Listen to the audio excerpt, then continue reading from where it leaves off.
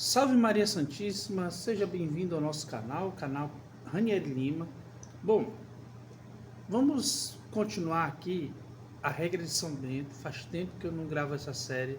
Nós tivemos uns tempos bem diferentes no nosso canal, onde nós saltamos de 50. A última vez que eu gravei, a gente tinha 50 inscritos.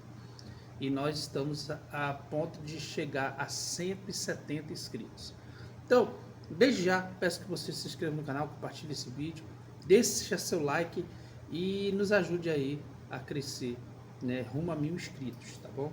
No meu outro canal eu consegui chegar a 1000 inscritos, mas a temática é diferente. Mas a gente tem conseguido mais visualizações por esse canal pequeno aqui, minúsculo, inclusive. Então, vamos continuar e desde já nós queremos dedicar esse momento ao nome do Pai, do Filho e do Espírito Santo. Amém. Vou rezar uma Ave Maria para a gente começar. Ave Maria, cheia de graça, o Senhor é convosco. Bendita sois vós entre as mulheres, e bendito é o fruto do vosso ventre, Jesus. Santa Maria, Mãe de Deus, rogai por nós, pecadores, agora e na hora de nossa morte. Amém. Glória ao Pai, ao Filho e ao Espírito Santo, como era no princípio, agora e sempre. Amém. Então vamos lá.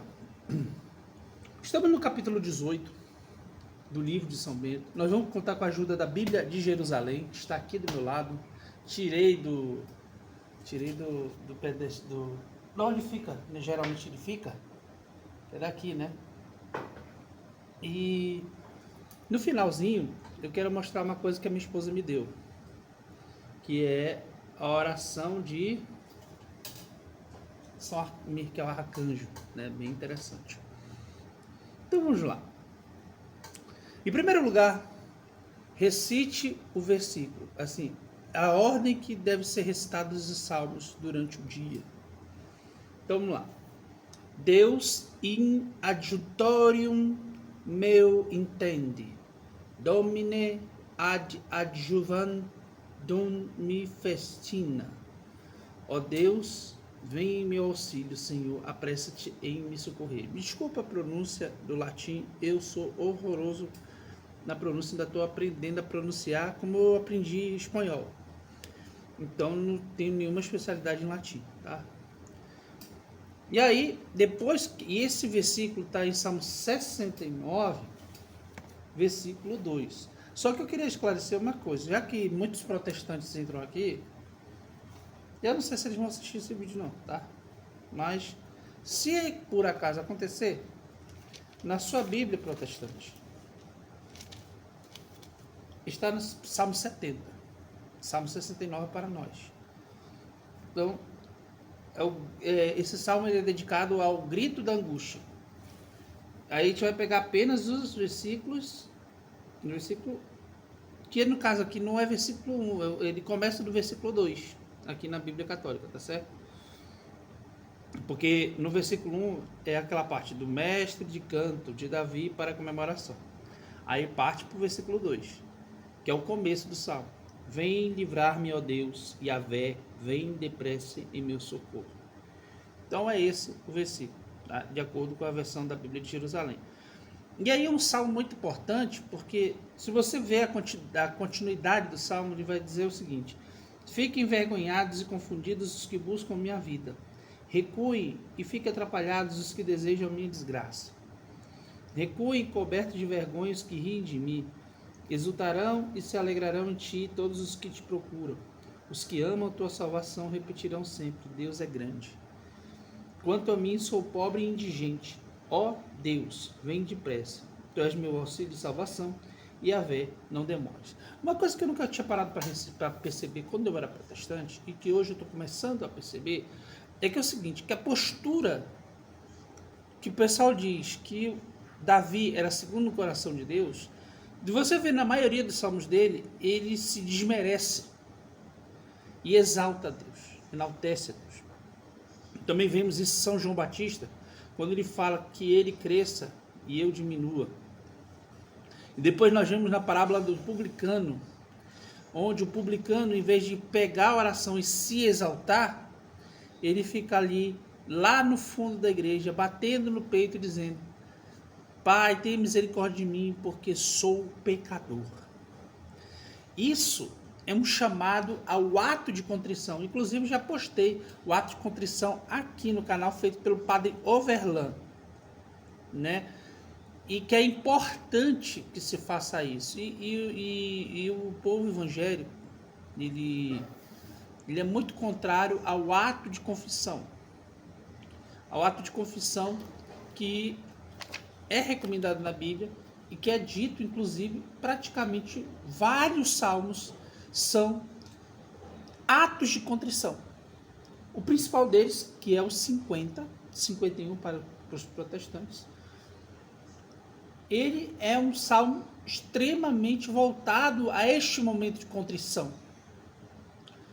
E é muito importante para o culto ao Senhor justamente essa situação, porque isso é a verdadeira adoração, que vem desde a oferta de Abel, que ofertou o seu melhor, porque ele se achava indigno, mesmo sendo digno das admirações do Senhor, que foi o que aconteceu quando Deus recebeu aquela oferta. Então, São Bento, ele ensina esse caminho para os monges e passa também esse ensinamento para todos nós. Na prima de domingo, recitem 4 partes do Salmo 118. Salmo 118, que na Bíblia protestante é o Salmo 119. E quem sabe que é o salmo mais longo da Bíblia. Então ele quer que você recite 4 partes do Salmo 118. Se você abrir lá no Salmo 118, vamos aproveitar que está na Bíblia de Jerusalém, nós temos 4 partes. Ele quer que a gente recite 4 partes. Então vamos lá. Se a gente recitar 4 partes, eu fosse fazer nesse momento, eu ia fazer os 4 primeiros. Então ia ser o elogio da lei divina, que vai do versículo 1 até o versículo 8. O Bet, que vai do 9 ao 16. Gimel, ou Gimel, que vai do 17 ao 24. E o Dalet, que vai do 25 até o 32. Então, 32 versículos que vão levar a você a meditar nessa parte aqui, que é o elogio da lei divina. E ele vai sendo dividido em várias partes.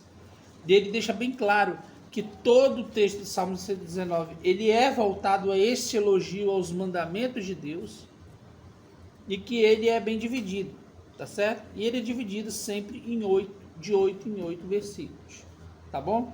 Então, é praticamente isso que acontece e que os monges organizam esse momento. Por quê? Por que eles não se lê todo o Salmo 119? Porque ainda tem os outros salmos para ler. Então, começa com o Salmo 69, que é o 70 na Bíblia protestante. Depois vai para 4 partes do Salmo 118. Como eu disse, eu recomendo as 4 primeiras partes. E aí, em cada uma das horas seguintes, tércia, sexta e noa, mais 3 partes do referido Salmo 118. Isso quer dizer o quê? Que você rezou durante o dia todo 13 partes do Salmo 118. E isso é fantástico, porque você faz uma meditação profunda em cima do Salmo 118, que é um salmo imenso. Não sei se vocês sabem, quem não sabe, ele tem 176 versículos. 176 versículos, o maior capítulo da Bíblia. Tá? Na prima de segunda-feira, então, isso aqui na prima de domingo, certo? Na prima de segunda-feira, nos Salmos 1, 2 e 6. E isso aqui é curioso, porque são salmos muito bons para serem lidos. Aliás, o Salmo 1 é uma obra-prima. Olha que salmo Porque na época que eu estudava em colégio batista, a gente aprendia muito a decorar esse salmo. Infelizmente eu não sei mais decorar não, tá? Falta de treino. Isso aí é uma coisa que eu preciso treinar. Feliz o homem que não vai ao conselho dos ímpios, que não para no caminho dos pecadores, nem se assenta na roda dos escarnecedores. Pelo contrário, seu prazer está na lei de Yahvé e medita a sua lei dia e noite, que é o que ele está sugerindo aqui. Ele é como a árvore plantada junto a riachos, dá seu fruto no tempo devido e suas folhas nunca murcham. E tudo o que ele faz é bem sucedido. Não são assim os ímpios, pelo contrário, são como a palha que o vento dispersa. Por isso os ímpios não ficarão de pé no julgamento, nem os pecadores no conselho dos justos. Sim, Yahvé conhece o caminho dos justos, mas o caminho dos ímpios perece. Então tem essa questão. E depois é falado Salmo 2, que é a primeira referência de Davi ao Messias, a Jesus Cristo, né? Ele faz uma revelação, inclusive ele diz em vários salmos que ele diz assim: disse o Senhor ao meu Senhor, né? Onde ele, sendo pai, ele chama o filho de Senhor, porque Jesus ele também é conhecido como filho de Davi. Então ele é chamado, ele é sendo pai de uma geração que trouxe o Messias, ele é o filho, ele é filho de Jesus, assim como todos nós que seguimos Jesus e nos tornamos filhos de Deus através do nome, através da Eucaristia, através de Jesus Cristo. Bom, Salmo 6. Salmo 6, que é a súplica durante a provação. E que isso é extraordinário, porque você usa um salmo durante segunda-feira, no dia que você reza os mistérios gozosos, você traz a súplica dentro dos salmos, a súplica por um momento difícil que você está passando. E é interessante porque São Bento ele breca cada vez mais de ficarmos falando coisas da nossa cabeça. Que nós façamos as súplicas escritas na Bíblia, para que nós não pequemos. Porque muita gente peca em oração. Muita gente peca em oração. E nós precisamos vigiar até no momento que a gente está orando. Então, a partir do momento que você recita um salmo em oração, você não está falando palavras de si mesmo. Você está falando palavras inspiradas pelo Espírito Santo.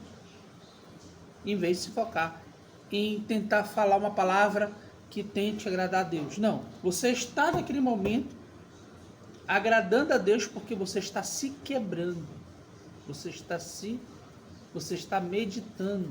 Você está olhando assim, meu Deus, eu preciso da sua ajuda porque eu não vejo nada que preste em mim, não. Eu preciso da sua ajuda. Na prima de segunda-feira, continuando, né? Nós temos ali o Salmo 9 e o Salmo 17. Né? O Salmo 9, que ele faz referência a... Deixa eu ver aqui rapidinho. Ele faz referência a... Inclusive assim, na Bíblia Católica, o Salmo 9 e 10, eles são juntos. Tá? Então, eles juntos, eles têm 21 versículos. Com o 9 e o 20, ele conta como se fosse 22, Salmo 10, 1. Então, desculpa aí, tá? Então, ele vai ter aqui, inclusive é por isso que a Bíblia evangélica e a Bíblia católica tem essa transformação de números. Ele vai até o 39. Porque assim, o Salmo 9, repetindo aqui, ele é a junção de uma parte do Salmo 9, né? E o Salmo 10, eles juntos, eles formam o Salmo 9, tá? E aí o Salmo 11 se torna o Salmo 10. Então é assim que funciona teologicamente falando, tá? A transformação da numeração, acontece no Salmo 9, tá bom? Se você tiver uma Bíblia católica, você verifica isso, né? Eu estou falando aqui, estou observando esse elemento, onde o Salmo 9 e o Salmo 10, eles coexistem e eles formam um salmo só, com 39 versículos. 39 versículos, tá bom? Então, é praticamente isso. Salmo 17, que aí era o Salmo 18 da Bíblia Protestante, tá? Que é o Salmo onde está escrito Te Deum. Te Deum, que é uma de acordo com a explicação, Te Deum, inclusive, é muito cantado no canto gregoriano, né? Então, o Te Deum real, ele é, vamos pegar aqui a linha, tá bom. De acordo com a nota de rodapé da Bíblia de Jerusalém, essa ode triunfal une uma prece de ação de graças, um cântico real de vitória, com um final messiânico. A recensão paralela de 2 Samuel 22 permite corrigir o texto, frequentemente defeituoso. Então, Te Deum, ele é proclamado no Salmo 18 da Bíblia Protestante, Salmo 17 da Bíblia Católica.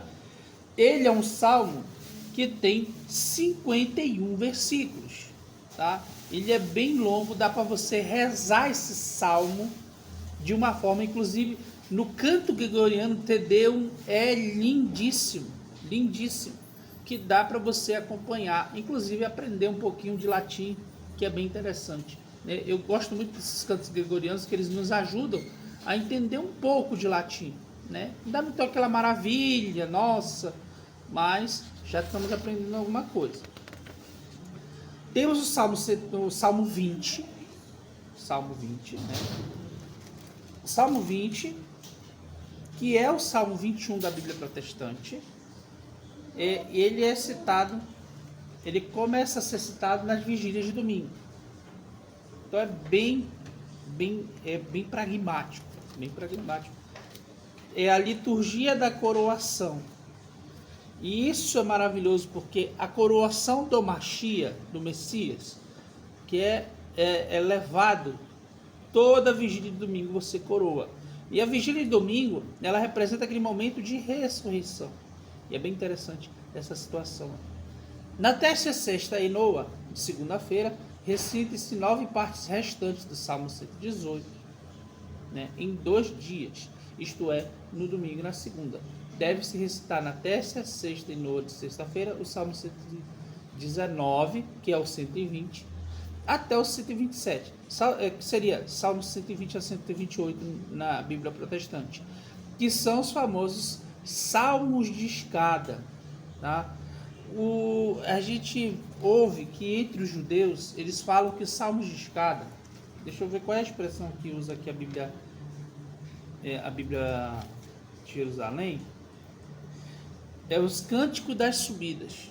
Então, hoje você sabe que a vida cristã no ambiente católico, ele é uma caminhada para levar o ser humano na estatura de varão perfeito.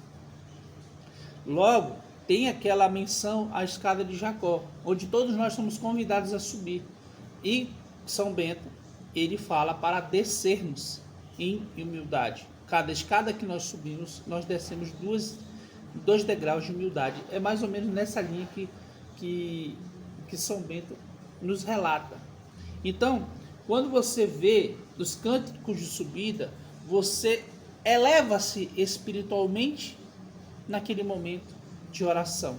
Então, o Salmo 120, que vai começar a falar sobre os inimigos da paz, depois o guarda de Israel, depois saudação a Jerusalém, depois oração dos deserdados, o Salvador de Israel, Deus protege os seus, a volta do exílio, o abandono à providência e a bênção para o fiel. E aí você entra nesse momento de subida. São 9 salmos que te levam a subir.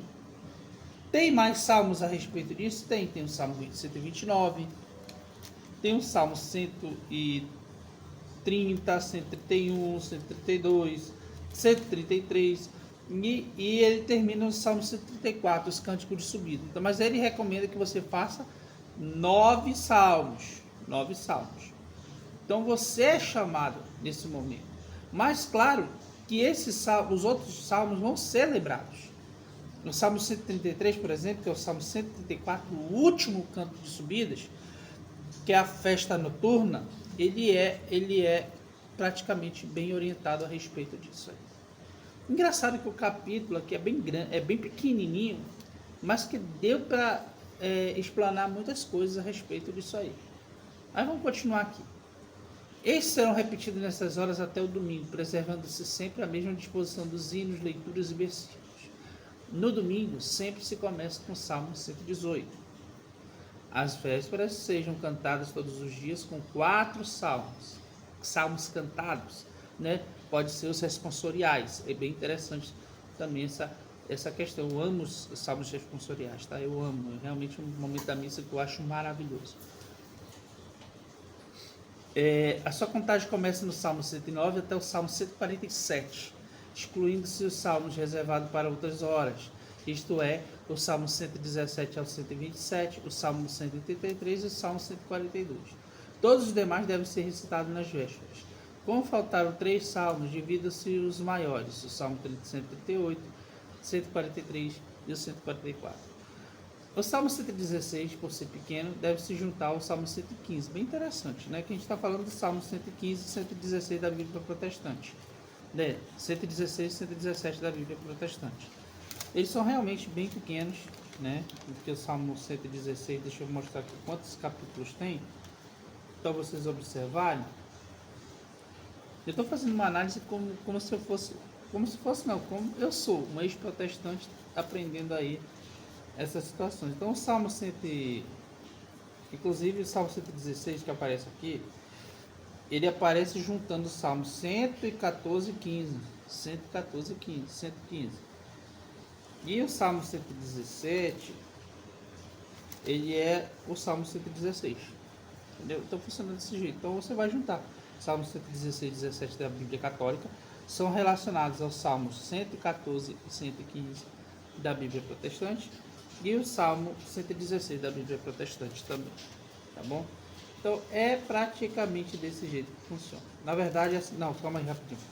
Salmo 116 da Bíblia Protestante, ele é o Salmo voltado aos 114 e 115 da Bíblia Católica. E o Salmo 117 da Bíblia Protestante é o Salmo 116. E nós temos o Salmo 118, que é o Salmo 117 da Bíblia Protestante, da Bíblia Católica, perdão. Que aí tem 29 versículos aí, não precisa ler não, vai ler o 114, 115, 116, tá bom? Recitados os salmos das vésperas, as demais partes, isso é, a leitura, o responsório, o hino, o versículo, o cântico, sejam realizados como já explicamos. Nas completas, recitem sempre os mesmos salmos. Salmo 4, Salmo 90 e Salmo 133. Aliás, todos os dias eu rezo antes de dormir o Salmo 90 com a minha esposa, impondo as mãos sobre a minha filha. E estamos tendo resultados maravilhosos, tá? É bem interessante porque Deus tem protegido essa nenenzinha, a Maria Cecília, com muito carinho, né? Tendo exposto os salmos diurnos, todos os salmos restantes devem ser igualmente distribuídos ao longo de 7 vigílias noturnas, distribuindo os mais extensos de modo que fiquem 12 salmos por noite. Então a ideia é essa. Então você dedica esse momento dos salmos pelo testemunho de São Bento de uma forma bem extensa, mas bem preciosa. E aí, é claro que é necessário que você tenha uma disciplina. E aí, por isso, São Bento fala da seguinte forma: cremos que Deus está presente em todos os lugares, que em todo lugar estão os olhos do Senhor contemplando os bons e os maus, sobretudo quando estamos presentes à obra divina. Portanto, sempre nos lembremos do que diz o profeta, lá no Salmo 2. Servi ao Senhor com temor, cantai salmos sabiamente. Salmo 46, 8. E em presença dos anjos te cantarei salmos. Salmo 137, 1. Portanto, consideremos como nos devemos portar diante da divindade de seus anjos. Levantemo-nos para salmodiar de tal modo que nossa intenção concorde com nossas palavras. Lembrando aqui para vocês que essas citações que foram ditas aqui dos Salmos, Salmo 2, 11, Salmos 46, 8, Salmo 137, 1, são relacionados à Bíblia Católica, tá bom? Se quando queremos dirigir a palavra a homens poderosos, não ousamos fazê-lo senão com humildade e reverência, quanto mais não deve ser a nossa humildade e devoção a suplicar ao Senhor, Deus do universo. Devemos saber que nos ouvirá não por causa das muitas palavras, mas por causa da pureza do coração e das lágrimas de compunção. E, inclusive, essa fala ela é retirada de um versículo bíblico que tem como referência um versículo bíblico de Mateus, capítulo 6, versículo 7, que diz o seguinte, vamos lá, deixa eu só ver aqui. O gestor lá da escola está mandando mensagem, eu já vou responder ele. Que diz assim: nas vossas orações não useis de vãs repetições como objetivos, porque imaginam que é pelo palavreado excessivo que serão ouvidos. É isso aqui, tá bom? Não sejais como eles, porque vosso Pai sabe que tendes necessidades antes de lhe perdides.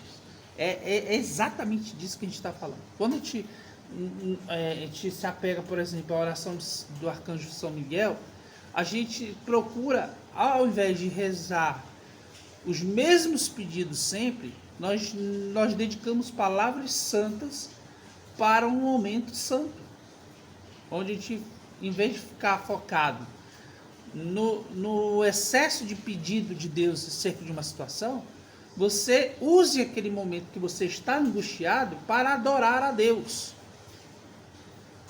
Qual o tipo de adoração? A do publicano. Aquilo que o publicano fez é uma adoração. E quando você pede perdão dos seus pecados, você está adorando a Deus. Quando você se comprime, se quebra, se destrói, se despedaça diante da presença do Senhor, você está adorando a Deus. E aí, ele dá outras orientações. Se a comunidade for grande, seja eleita entre os irmãos que tiverem bom testemunho e uma vida santa para ser decanos. E cuide das suas decanias, seguindo em tudo os mandamentos de Deus, os preceitos do abade. Né? Os decanos devem ser tais que o abade possa, sem maiores preocupações, confiar-lhes parte do seu ônus. Não sejam eleitos por causa de sua posição no mosteiro, mas por causa de sua vida meritória e sabedoria. Bem legal isso aqui. Até essa fala que como os monges devem dormir. Cada monge durma no seu próprio leito. Os leitos devem corresponder ao seu modo de vida, segundo a disposição do abade. Se todos puderem dormir num só cômodo, que o façam. Mas se não é possível fazê-lo devido à grande quantidade de monges, repousem em grupos de 10 em 10, ou de 20 em 20, sob o olhar vigilante dos mais velhos. No cômodo se acenda uma vela até de manhã, durmam vestidos, cingidos seus cintos e cordas, mas não deixe a faca presa à cintura enquanto dorme, para que não venha se machucar durante o sono. Bem interessante essa preocupação de São Bento, né? Dado sinal, levante-se sem demora, prepare-se totalmente para o ofício divino. Então eles vivem em torno da adoração. A ideia de monge que o São Bento pregava era justamente essa, tá? E aí, claro, tem toda uma divulgação sobre as excomunhões, que ele fala sobre as excomunhões, excomunhão pelas faltas, qual a medida de excomunhão, não fala assim, você praticamente está vetado ali de comungar, né? As faltas mais graves, que são consideradas as faltas mais graves. O irmão culpado de uma falta mais grave deve ser afastado da mesa, bem como do oratório. Nenhum dos irmãos lhe deve fazer companhia nem dirigir palavra.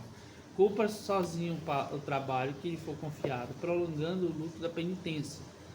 E ciente daquela terrível declaração do apóstolo, seja o tal entregue à morte da carne. E tem gente que é contra a penitência, tá? Mas a partir do momento que inclusive na igreja protestante é feito assim, quando o pastor é pego em pecado, ele fica um tempo afastado. Isso é penitência. Vocês que ficam falando, que ficam julgando as penitências católicas, você tem que ver qual é o conceito de penitência, tá? 1 Coríntios 5,5 fala o seguinte: seja o tal entregue à morte da carne, a fim de que o espírito seja salvo no dia do Senhor Jesus Cristo. Faça sua refeição na medida e na hora pré-definida pelo abade. Ninguém que passar por ele deve abençoá-lo, tampouco sua comida será abençoada. Bem complicado, né? Mas isso é para gerar cura naquela pessoa. Entendeu? A pessoa se quebranta e ela vai pensar 2, 3, 4, 5 vezes se ela vai pecar ou se ela vai se colocar em condição de pecado mortal. Se algum irmão, sem permissão do abade, tiver ousadia de tratar ou falar com um excomungado ou lhe passar alguma mensagem, sofra igual pena de excomunhão. Bem rígido, né? O João São Bento. Né? E aí nós temos como o abade deve velar pelos excomungados, daqueles que não querem emendar-se mesmo após muitas correções. O que se faz? Na igreja evangélica não se faz praticamente nada, né? Às vezes até a pessoa vai cantar lá na frente do púlpito. Não tem, sabe? Se algum irmão receber frequentes advertências por algum pecado, não se emendar mesmo depois da excomunhão, aplique-se uma correção mais acerba, ou seja, punidos com golpes de vara. Pô, aí não dá, né? Mas será assim que era feito, né? Se nem assim corrigisse, que ou Deus tal não permita repleto de soberba, quiser defender seus atos, então o abade proceda como um sábio médico. Já se aplicou uma bandagem, já se lhe infundiu um unguento na exortação, já se lhe prescreveu o remédio das Sagradas Escrituras e por último tentou cauterizá-lo com a excomunhão e os golpes de vara. E perceber que de nada adiantou seu esforço, aplique o remédio ainda maior. Faça com todos os irmãos uma oração para que Deus Todo-Poderoso cure o irmão doente. E se ele fala isso é porque a igreja tem poder para fazer isso. E se não for curar sequer desse modo, então o abade deve aplicar-lhe a espada da amputação. Peraí, calma, não é cortar ninguém não, é ele ser expulso do mosteiro, tá? Como diz o apóstolo, tirai do meio de vós o mal. 1 Coríntios 5,13. E se um infiel se separa, separe-se, para que essa ovelha doente não contagie todo o rebanho. Aliás, o protestante ele não faz isso. Ele prefere ficar com aquela pessoa doente no meio das pessoas. E eu acho isso totalmente prejudicial. Se a pessoa precisa fazer um tratamento, ela precisa fazer um tratamento. Se o próprio livro, a própria Bíblia, lá no livro de Levítico, muitos, que era a questão da lepra, muitos eram separados para tratamento, depois eles voltavam. Então, é importante não contaminar as outras ovelhas. Até porque temos o pastor das ovelhas, que é Cristo, que vai onde a gente não pode chegar. Entendeu? Cristo, ele tem esse poder. Se deve ser acolhidos com os irmãos que saem do mosteiro. O irmão que sai do mosteiro por causa de seus vícios, se quiser voltar, prometa primeiro emendar-se completamente do pecado, que foi expulso, e seja posto na última posição, para que comprove sua humildade. Se sair novamente, pode ser recebido uma terceira vez, sabendo que depois disso será negado qualquer retorno. E é isso. As correções são feitas aqui. Nós temos as correções aos meninos, né, no livro de São Bento, na regra de São Bento. Nós temos as características do celeireiro. O que é o celeireiro? É um monge que tinha função semelhante a um dispenseiro no administrador das provisões da casa, né, e das ferramentas e bens do mosteiro. Inclusive tudo baseado na Bíblia. O que o celeireiro tinha que fazer? Ele não pode ser avaro, nem pródigo, dilapidando os recursos do mosteiro, mas faça tudo como comedimento e segundo as ordens do abade. Tenha antes de tudo humildade. Se não tiver nada para dar, responda de modo bondoso, como está escrito em Eclesiástico, capítulo 18, versículo 17. Não vês que a palavra doce vale mais do que o dom excelente? Tudo que abade lhe confiar, assuma sob os seus cuidados e não ouse meter-se no que lhe é vetado.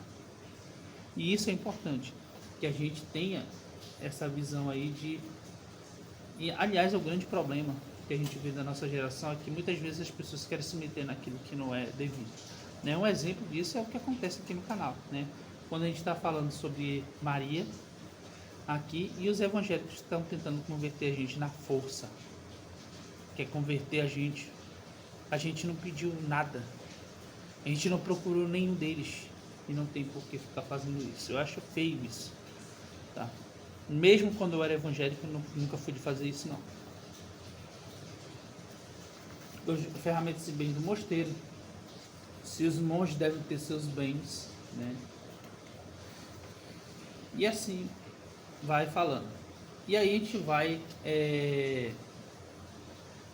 Aqui tem revezamento semanal da cozinha. E aí eu vou deixar para o próximo vídeo falar sobre os irmãos enfermos. A gente fazer uma análise bem legal. Nós temos os irmãos enfermos, velhos e crianças, a medida de comida, a medida de bebida, que inclusive é bem importante para você ver a questão a questão das virtudes. A que horas os irmãos devem comer, ninguém fale depois das completas, e aí vai falando sobre as questões, né? Como que deve ser feito. Aí vai continuar falando sobre os excomungados, que é muito importante essa relação dos excomungados, que como São Bento ensina, tá bom? Que Deus os abençoe. Desculpe por o vídeo ficar bem longo, mas se você assistiu até aqui, que Deus os abençoe. E estamos reunidos em nome do Pai, do Filho e do Espírito Santo. Amém.